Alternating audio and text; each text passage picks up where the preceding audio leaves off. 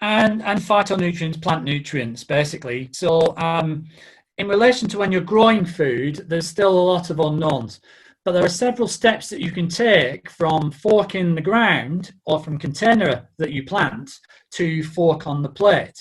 And one is selecting the right plant. You see the one on the left-hand side at the bottom, the strawberry. This is what I term foodscaping. So you can see the strawberry has lovely red petals. I've got one of those in a hanging basket. It's out my front at the moment. It's in a self-watering one. It's producing those lovely red flowers. It'll also produce strawberries. So it's a Brucey bonus. It's giving me excitement with the colour, but at the same time, it's giving me those elements. So choice of cultivar, the choice of variety that you choose will mean the type of nutrients that you will get from it. It's quite simple. So for example, a green pepper might not give you as much phytonutrients or plant nutrients as a red pepper. And there are some plants that are specifically bred. So for example, there's a broccoli that's been bred called Beniforte, which has X number of times more of a certain chemical within it that links to antioxidants and elements. So tomatoes, you can choose tomatoes with higher lycopene levels. So what you choose is critical. And there's lots of different varieties, but you can look at that in relation to nutrients.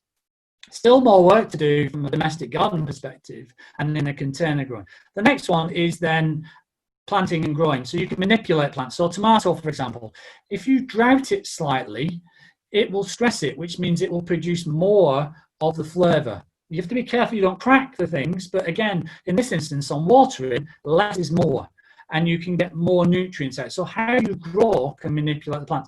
When to harvest? If you harvest at the wrong time, you won't max on the nutrients. So you need to harvest at the right time. And again, very little is really on from a domestic garden world, and that's more research needed for that.